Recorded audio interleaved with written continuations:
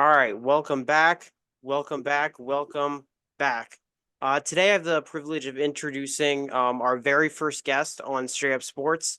We have former 17-year MLB veteran, two-time National League champion, Philadelphia Phillies legend, legendary color commentator for Phillies radio, the best voice in sports, LA, Mr. Jello, Larry Anderson. How Hey, are we got a doing? little in there. Good. I'm doing good, Jonathan. How about you? I'm doing all right. Doing all right. I saw you were down at spring training already. How's the vibes feeling with the team and everything? I was up there the other day.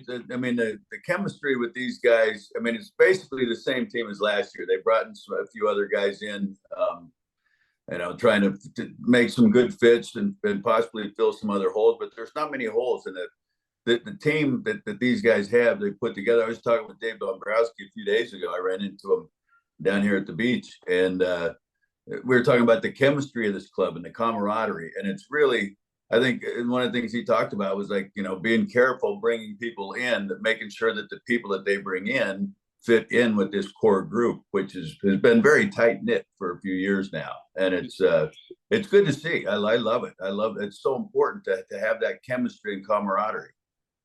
Yeah, absolutely. I think that's why it made it like hurt extra when like guys like Reese Hoskins and Gene Segura leave, because it's like maybe they're not like the best guys at the position that you can have, but it's like when you have that team chemistry, it's like it's so difficult to want to shake that up so much. Yeah, absolutely. And I think that was, I think it was kind of a tough situation. I think for Bryce, respecting Reese and mutual respect for each other. But Harper going to first base really kind of pushed Reese out. And Yeah. obviously, it's not something Harper's doing on purpose to get rid of Reese. They're good friends, and I think they, like as I said, really respected each other. But baseball's a business, and things like that.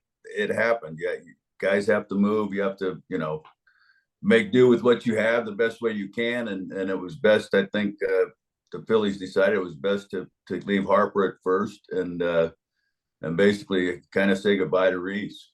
Yeah. Even though it's hard to do because people, they watched him, especially when he came up, the home runs he hit this last couple months when he that in what 17 or whenever it was he came up was just phenomenal. And people have grown to care for him. And plus all the stuff he did in the community, did Oh a yeah. lot, gave back a lot. And so, all those things combined, he became, I think, a fan favorite. And I know it was really tough for him to leave, and it's tough for fans to see him go.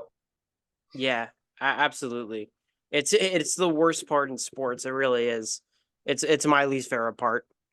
Um, so jumping into the interview, I wanted to start with what I got on now, the Just LA merch. And so if you Oh, want to yeah. kind of want to talk about like what that is and what you're doing with it. Yeah, it's a long story, and I'll try and make it not longer. I'll try and shorten it. But a high school buddy of mine, back in the late '70s, was a close friend, and he's a graphic designer. And I was thinking about maybe trying to start a little business, little T-shirt and hat business, um, and we're trying to come up with names for it. And like, well, he said, well, let's use your initials, LA, but I'm like, yeah, but LA what or what? It's like, I mean, and we were like kind of laughing about, well, what's so tough about coming up with something for it's just LA. Why can't we come up with a name for it? And I was like, you know what? Just LA. Let's try that. And we agreed upon it. And so he made these designs. And actually, I didn't really start a business thing until I got to Houston Mm, with Astros in, I guess, '86 is when I got released from the Phillies and signed with Houston. And so I started to break it out around that time, maybe '86, '87, maybe '88. And it just got to be too much, trying to obviously play the game at the top level, but, and then also thinking about, well, I'm going to try and do this with the business. And then it just didn't work. right. So we made a bunch of shirts. We sold a few and some hats, but it just kind of went dormant. I just kind of let the trademark go, and I never really bothered with it again until well, what 2019 around there, and maybe it was after that even 20. 2021, maybe 2021, I think. And I met a guy named Kaz Ferrante who had an embroidery and screen printing shop in Philadelphia. And so I think it's not a Blue Mall. I'm trying to think of where it was exactly. Brown Media, somewhere in there. And anyway, so I showed him a design of one of my old hats, and he said, "Oh, I could do something like that." Next thing you know, like a week later, I had about 15 hats at my house, all different designs that he had made up. And I was like, you know what? Let's get back to this. And meanwhile, I became close with through our church, through Christ Church South Philly, a separate entity, but still part of the church, called Transformation to Recovery, to helping recovering addicts stay clean. And it's a faith-based, obviously through the church, it's a faith-based recovery program that's just been tremendous. I think John Carlson's the executive director just said, I think the recidivism rate after 2 years was like 83% still clean, which is phenomenal. That's amazing. So through that and through the Just LA stuff, Kaz started making some T-shirts, and has made recently the sweatshirt, the hoodie that you have on is really, it's so comfortable. The material's so good, and it's just a fun design. A lot of people try and correlate it with Los Angeles, and I'm like, well, if I was out in Los Angeles, it would probably be a big hit, but it's still been a big hit, but it's nothing to do with Los Angeles. Yeah. And it's kind of I don't know. I look at it as like, some people might look at it like, well, that's pretty egotistical of you, Larry, to put your own initials on a company brand and try and sell it. But what I ended up doing was giving that trademark to Transformation Recovery, and through sales of sweatshirts, hats, T-shirts. Every single dime that we make goes back to Transformation Recovery. And so I have really nothing. I don't own the trademark anymore. It's Transformation to Recovery. And I think I became a member of the board a little over a year ago, and who your father is actually the president of the board of Transformation Recovery, and does a tremendous job. And through brainstorming and different events, we're selling them merchandise, and it's all helping these guys in the Hope House. We have a 10-bed men's house in South Philly, and I end up going over there, going to Bible studies with them, discipleship classes, and to see what these guys have done, what they've been through, the difficulties they've been through in their life, the addiction. And it's not just drugs, it's alcohol, drugs, anything that actually, we talk about anything that takes them away from God. That becomes their priority, that becomes their addiction. And but it's generally, it is alcohol and drug based addictions. But to see what these guys have done and how far they've come, when I first went over to the house and I seen them in a Bible study, reciting scripture and flipping through the Bible, and just the things that they had to say, it just touched me in such a way that it's like, I want to be a part of this. I want to be a part of trying to help them. I became a Christian in 1980, and I think I got divorced in 1990. Went through a tough time. I backslid for a lot of years, got away from the Lord, and the Transformation Recovery has really brought me back into it. I got back into the Lord and going to church well before I became part of Transformation Recovery. But the Transformation Recovery guys at the Hope House, they, through God, I think, elevated me to another level to try and get a better relationship with Jesus. And that's really what it's all about.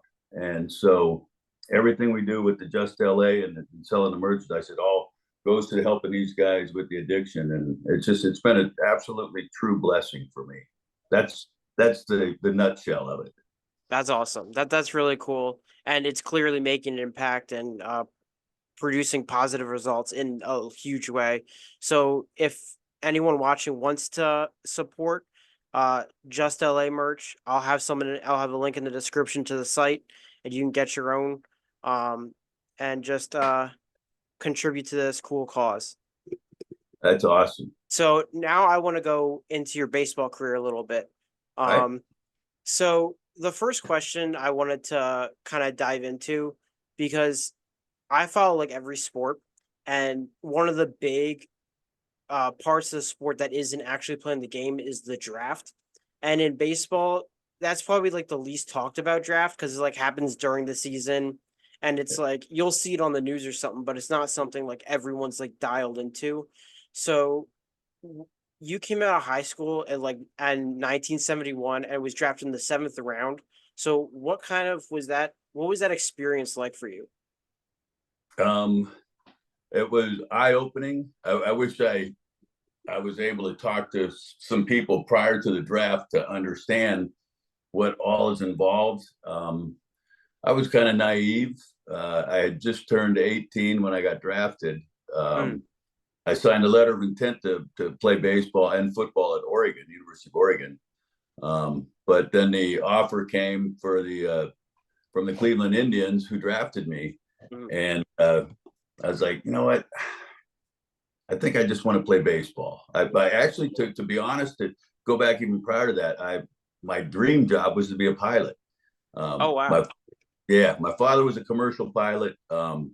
He was killed in a plane crash when I was 13, um, and he was at the time my closest friend, my best friend. Mm, It was a crushing blow, and I think that made things a little difficult, bittersweet for me. The fact that he always wanted to watch me, wanted to be there, help me work out when he wasn't flying. He's like, he didn't ask me, he didn't say, we got to go work out. He was like, I'm here if you want to work out, but it's your decision. You tell me, I'm not going to force you to do it. But mm, anytime I said, Dad, let's go play, let's have a catch, let's go take some batting practice, he was right there. And so it was tough for me, and yeah. kind of not having that man in the family to bounce things off of, I think made it a little tough on me. I got to be honest, it was probably at least 5 years where I still kept thinking he was going to come back through the door, Mm, you know. And but it's obviously God had plans. So many things happened in my life after that that I thought, why is this happening? Why is this happening? And then look back in retrospect and you go, I see what was happening. I see what God was doing in my life. And a lot of things that were blessings to me never would have happened without everything else going on before. So, but the draft, I didn't know a whole lot about it. But I think as a high school player, and in Washington, especially, or in the Northwest, playing maybe 14 high school games and maybe 20 Legion games in the summer, it's a big difference from guys playing in California or Arizona or Florida and Texas where they're playing year round. right. We didn't have that weather. So but even with that, I thought, I'm coming out of Washington, a seventh round pick, and I dominated in high school and in Legion ball. And I thought, well, I'll probably be in the major leagues next year. Just the naivety of not knowing, Right. basically just being naive. So it was a little more than the next year. Um, but it's all part of the experience. And looking back, I wouldn't change anything. Well, other than I probably would have taken better care of myself and Mm, um, stayed a little cleaner, a little truer to the word. But it's all of it's been a blessing. I've been blessed my whole life, and so I mean the draft is so important, as you said, Jonathan. That's so many things happen there. It starts there, and right. if you have a bad draft, it can hurt you for a long time as an organization. If you have a good draft, it can build you up real quick. So it's really important. Absolutely. Absolutely.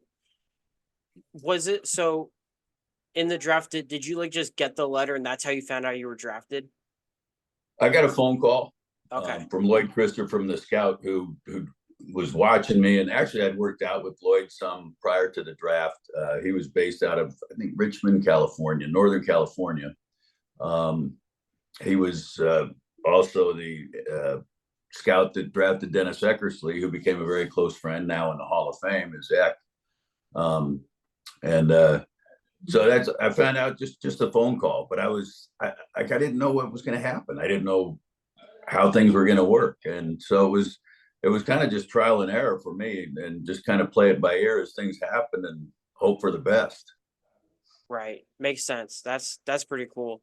So the next question I have is when you look at players like across sports when they play for like multiple organizations, they usually like find like one home out of all the places they played and kind of make that home. And it seems like Philly has been that for you. What kind of made that made Philly home? Um, I think just the way the organization treated me. They treated me with respect. When I got released, it was a numbers matter. It wasn't really that I was a terrible pitcher and they wanted to get rid of me. Through a trade, we got Gary Reedus for John Denny, but also we had to take on Tom Hume, relief Mm, pitcher like myself. The difference was Tom Hume was making 800,000 a year. I was making 300, and um, they couldn't justify keeping me and letting him go because they still had to pay him. Like, right. that doesn't make sense to the organization. So I got released in May of '86.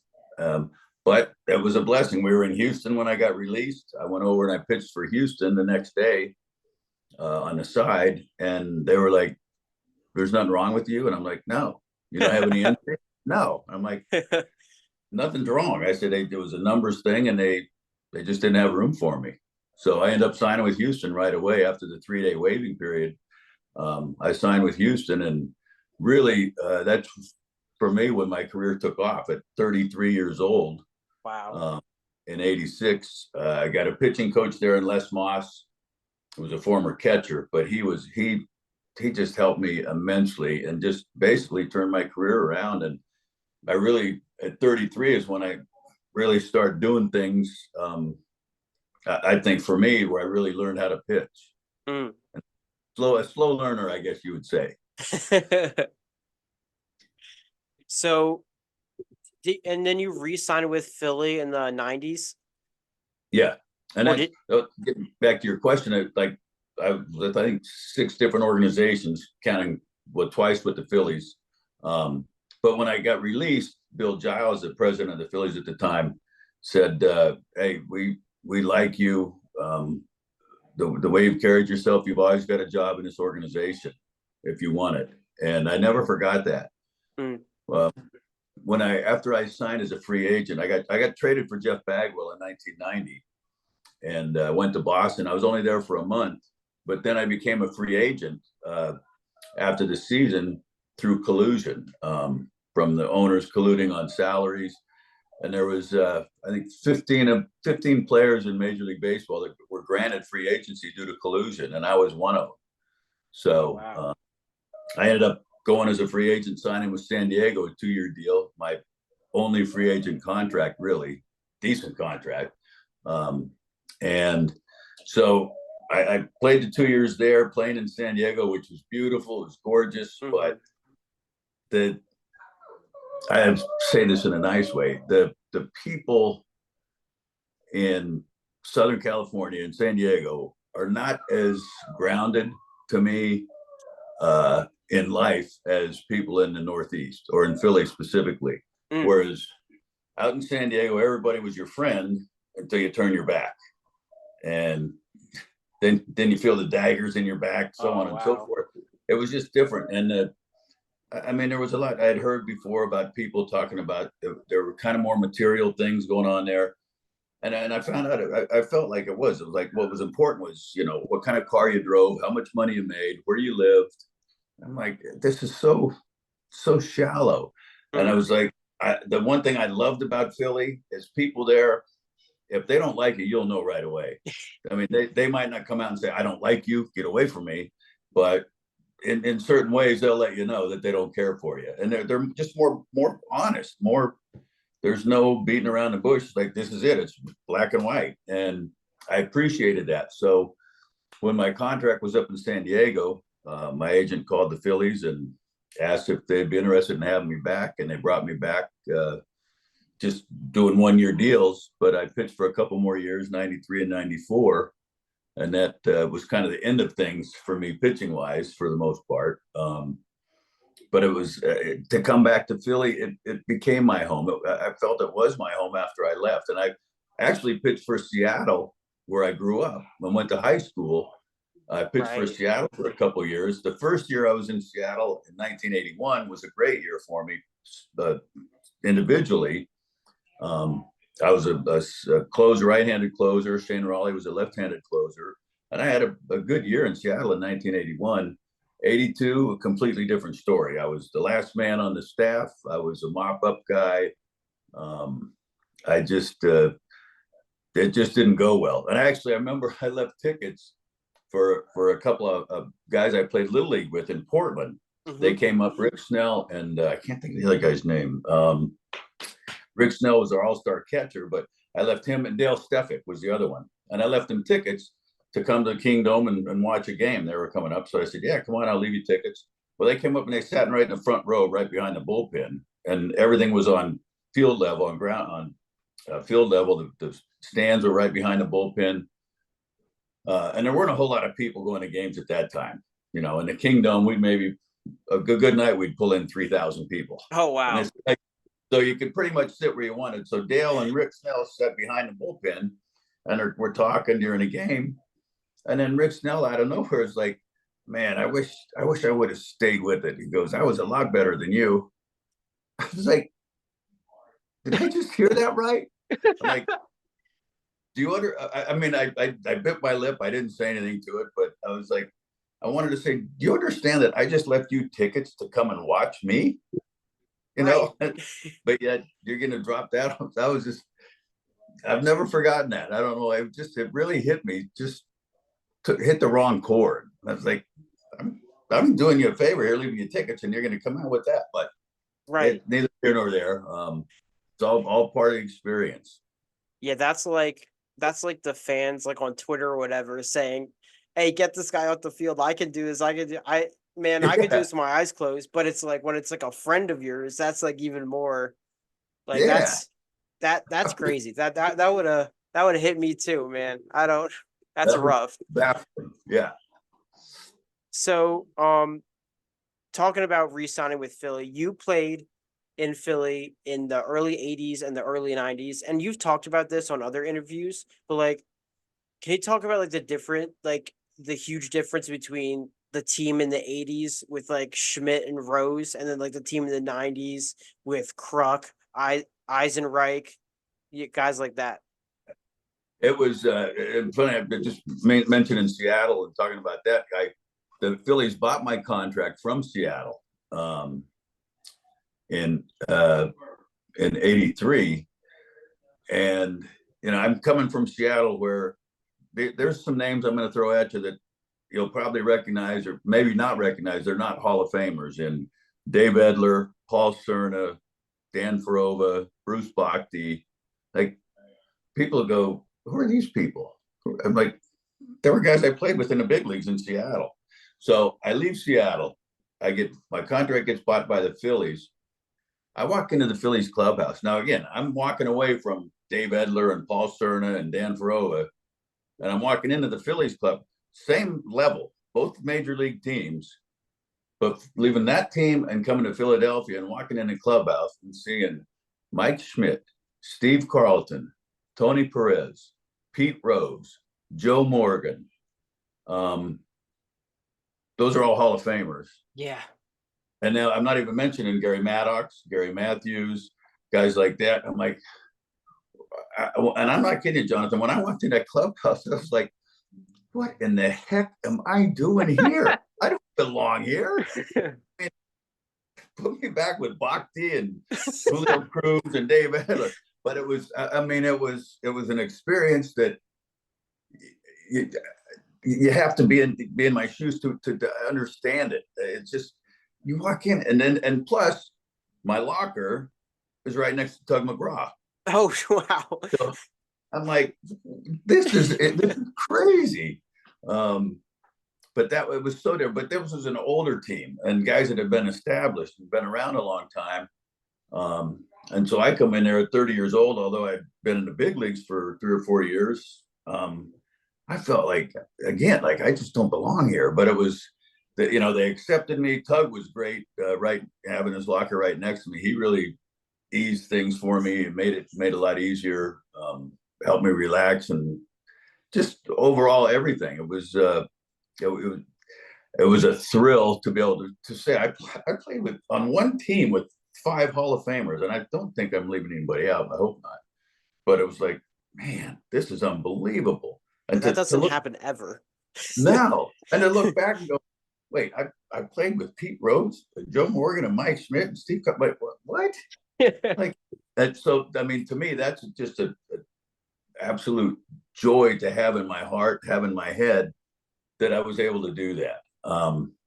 But was it my most favorite Philly team? No. 93, after, 93, I come here, I'm 40 years old. Mm. Come back to Philly. But I had been, even at that age, I had been having some of my best years. So to come back and walk in, and there's Darren Dalton, there's John Kruk, there's Eisenreich, Danny Jackson, David West, and I became best friends on that team. Dykstra, Hollins, I mean, Morandini, Mariano Duncan, Yeah. Inky, Milt Thompson, Tommy Green, Schill, just Mitch Closen. I mean, it was the most fun I had from strictly a selfish, secular team. Again, I'm in the process in the middle of my backsliding from my Christian beliefs. I didn't stop believing, but I stopped practicing for sure. Yeah. I wasn't walking my talk. But having said that, it's still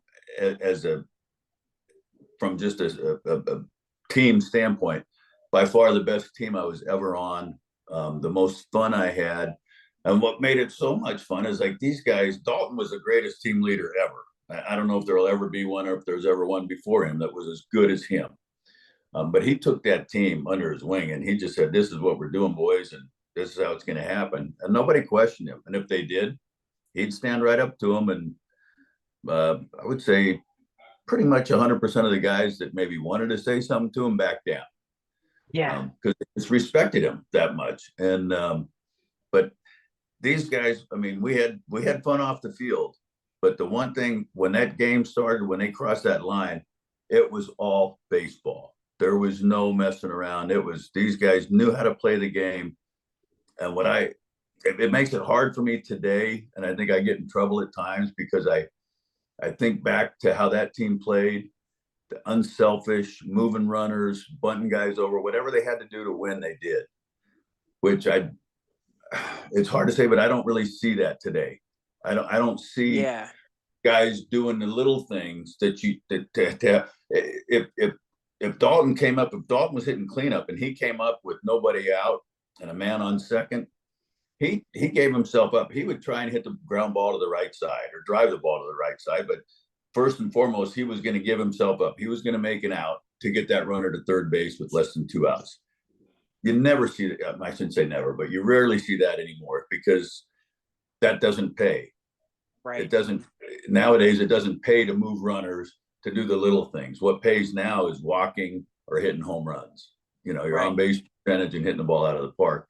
And it's to me, it's taken away from the team concept of playing the game as a team. It's become much more individualized, and because I played with guys that played the game the right way, I think I'm more critical of guys today that don't play the game the right way, at least in my opinion.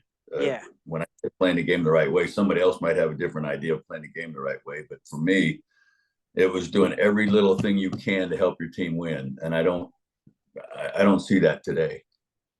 It's funny you say that because when I grew up knowing a lot of the 93 guys, I watched the documentaries on 93 team. My parents, that was their favorite team, so I learned a lot about them. And I've seen like similar things with like this Phillies team a little bit. I think it's not as common as you're saying, but like if you had to see like the most common team to that, I think it would be the Phillies today because you Yeah. have like Harper coming back from the injury super fast, faster than anyone in sports has ever came back from it, and then moving from his position right field to play a position he never played before. So Schwarber could DH and little stuff like that is stuff that these guys have never done before. in order to win. And I Yeah, wanted to see if you see like any like similarities between them. I do with that type of thing. Yeah, absolutely. My I would put the '08 team or that group when '07, '08, '09, 10, 11. I would put those guys as a group that was very close, that played the game the right way. And I think it was, to me, it was led by Chase, by Utley. Yeah. Um, I think I told him, I just saw him just recently, and he was back from London doing the fantasy camp, and I was down here, so I stopped over to talk to the guys, to see him, and I told him how PO'd I was at him. He's like, "Why are you mad at me?" I said, "Because you don't understand what you've done to me." I said, "Because of the way you played, that's how I think everybody should play. And you did that to me. You made me that way because you busted your butt on every play. If you hit a one hop bullet back to the pitcher, you busted your butt down the first baseline and ran as hard as you Mhm. could all the way through the bag. I don't ever see that anymore. The so I told him, like, you ruined things for me for nowadays because I expect everybody to play like you did, and they don't. And you can go through talking to just about anybody you want in the game of baseball, and they'll be able to tell you, yeah, Chase Utley played the game the right way, and not everybody plays the game the right way now. Yeah. But I was so, um, I don't know what the word is, so impressed by the way he played that it really stuck with me and has stayed with me and has made my expectations such that I think everybody should be able to play that way. I mean, they can, it's a choice, but a lot of guys don't make that choice to play the game the right way. Yeah. Yeah. Not to um kind of hate on the Braves, which is something I love to do. But like I feel like with that team, that's like the opposite of what you think it should be. Because you look at like a guy like Acuna, who's like one of the best talents in the game, but then you see him in the playoffs, and when his team is down, the effort just dips. Oh And yeah, I think the biggest example of that was the series in 2022 where he just let the balls dropped. He didn't help out Michael Harris, which may yeah, let JT have the inside the park home run. So I feel like you have teams like that where it's all individuals, and when you have like a bunch of individuals, you can win a lot of games, but when it comes to like when you really need to win, it like there's a ceiling. yeah, no question. It's almost like, you go back to, you play the game how you practice, and I know AI doesn't believe in that. Iverson, like, we're talking practice. No, but you do. I mean, the guys practice the right way. You carry that into the game. Um, it's just different. Yeah. And I wish I could see it. Wish I could see more of the game the way I think it should be played, which sounds really selfish, but it's the way I grew up. Right. I grew up that way, learning that way, and it's not the same. And I have to get to the point where I accept it, and Yeah. that's not easy to do, but I have to. Yeah. I mean, it changes so often. Like I've seen the game change from when I started watching when I was like 8 to like now watching the game now. It is a different game. And I think that happens Yeah, with a lot of sports where you just see over time things change for better and worse. yeah. And I mean, I've been through a whole lot of changes as a player, as a broadcaster. The game evolves. It keeps changing. Like, we're at a point where we've gone so over the top on analytics Yeah. that there's not there's generally there's very few people in the game anymore that played, that people will lean on those guys, the guys that have played and the experiences they had. That's not important anymore, Hmm. and that it's hard for me to understand that and to acknowledge that, but it's just um, it's disheartening to me because there's so much that former players have to offer, that the modern day organizations generally don't want that input. Right. It's all analytics, and If somebody has a different playing experience, well, they don't want to hear that. They don't want to know about that. It's just, it's not analytics. It's forget it. And I think I think that's hurting the game myself. Yeah. Yeah, it's definitely become more and more prevalent when you see like with different decisions made and even rules being changed. It's Yeah. just it's just different. You, The you one talk thing when you oh sorry, no but no go one ahead, thing go I want ahead. to say when you're talking about Acuna, I think one thing. I mean, he is an unbelievable talent. I mean, incredible talent.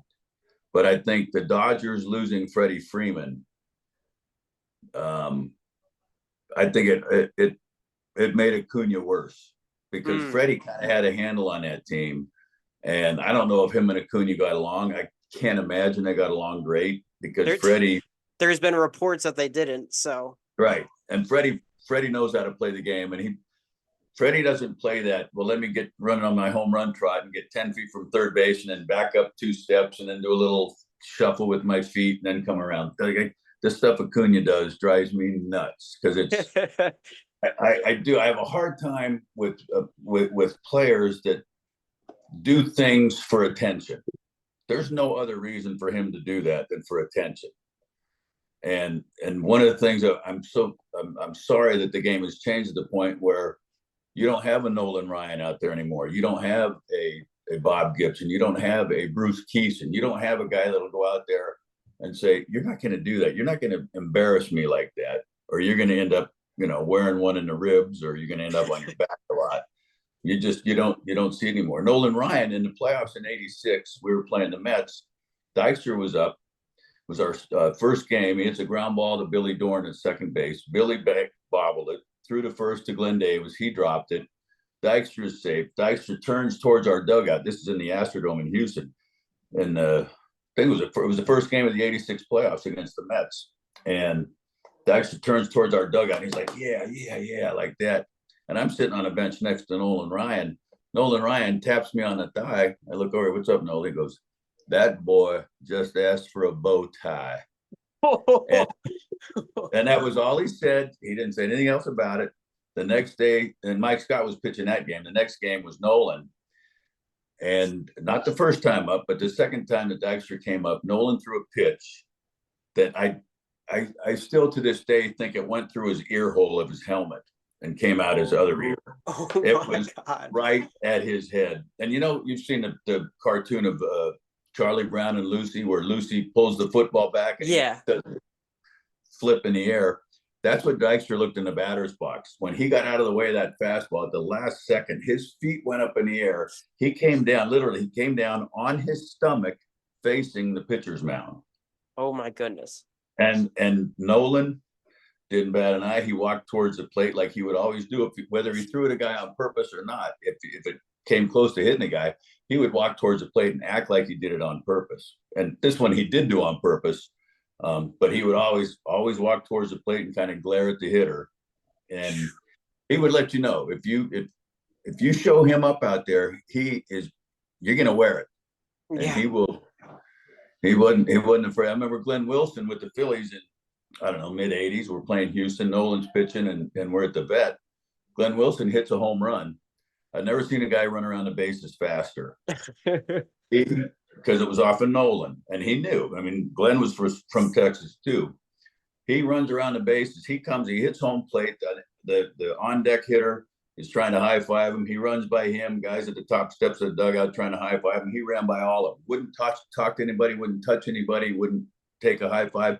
Just went down and sat in the dugout and just sat there because Nolan was watching him, and he knew it.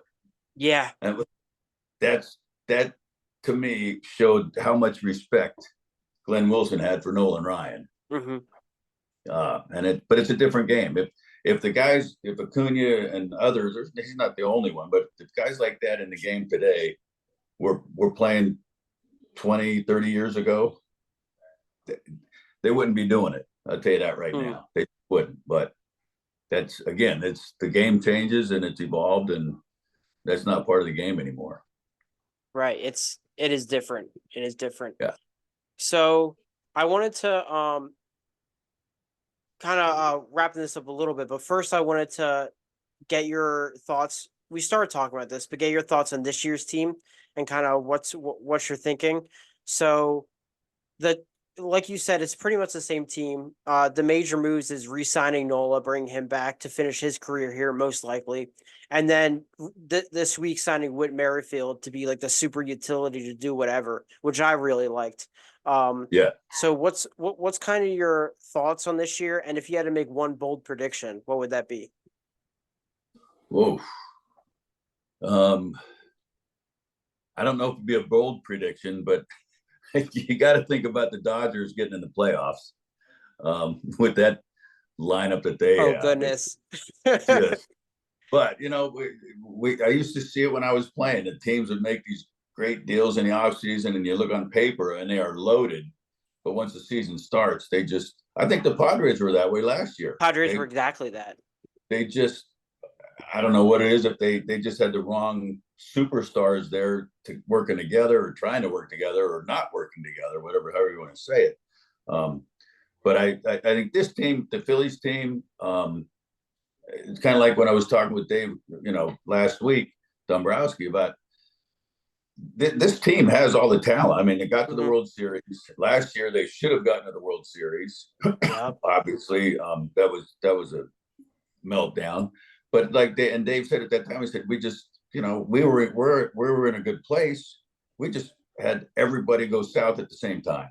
Everybody just stopped hitting. In the last 3 games, it just ended, or 4 games probably, of that series with Arizona, and coming home, having that home field advantage and not taking advantage of it that was a crusher.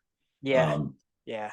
But I think, and Castellanos just said it yesterday. He's like, I've got to be better. 180 strikeouts is way too much. He said, I want to concentrate. I want to be a better hitter with 2 strikes. And I think just everybody learning a little more about themselves, coming together in Philadelphia. But you got the Castellanos, Realmuto, Harper, those guys, Turner, and then you have the young kids in Stock and Bohm and Marsh. And I think they've got a great makeup of this ball club. Yeah. So I think, obviously the way the game is today, the bullpen has become so important. I think they have to have a healthy Alvarado, Sir Anthony to put it all together. Jeff Hoffman coming back and doing what he did last year or close to it. He was a huge surprise and a big part of the reason the Phils got to where they did get. Absolutely. And so I don't think the Phils needed to do a whole lot in the offseason anyway. I mean, re-signing Nola was big. And I think he's gotten some things figured out about himself, about his pitching alone. So I'm very optimistic about this club. And I think Merrifield was a tremendous pickup. And it might force Rojas, to dig a little deeper, which is fine. He's put on some muscle. I'm excited for him. Yeah. And I think the one thing with him, I would probably get in an argument with analytics people, but for him, not bunting, not hitting the ball on the ground, I know with the analytics has changed everything about hitting the ball. Everything's got to be in the air. With a guy like Rojas, I don't want anything in the air unless it's going to go out of the park. And he's not, until he shows us that he can hit 25, 30 home runs a year. Right. I'll give me that ball in the hole on the ground that they get to, but they can't throw him out because of his speed.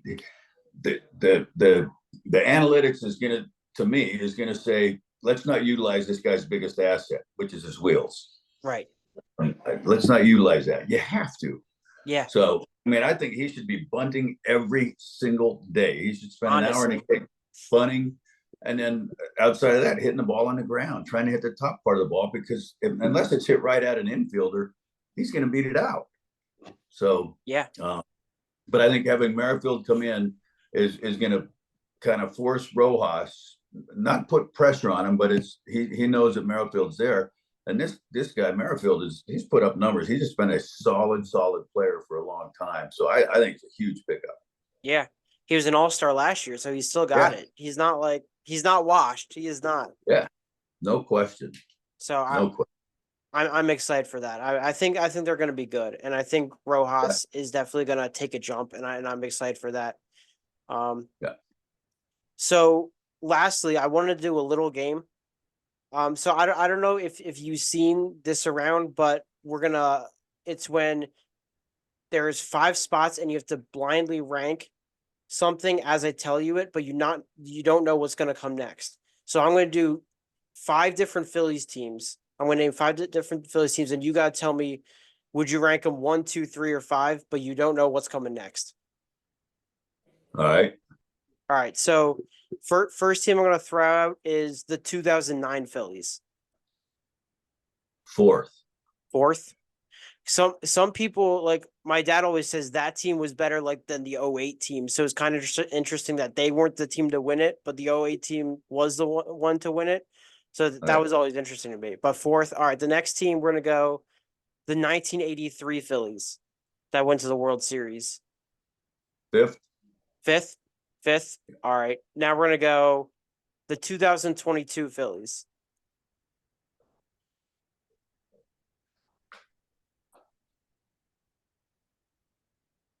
Hmm. Third. Third. All right, so we got one and two left. So we're gonna go the 1993 Phillies.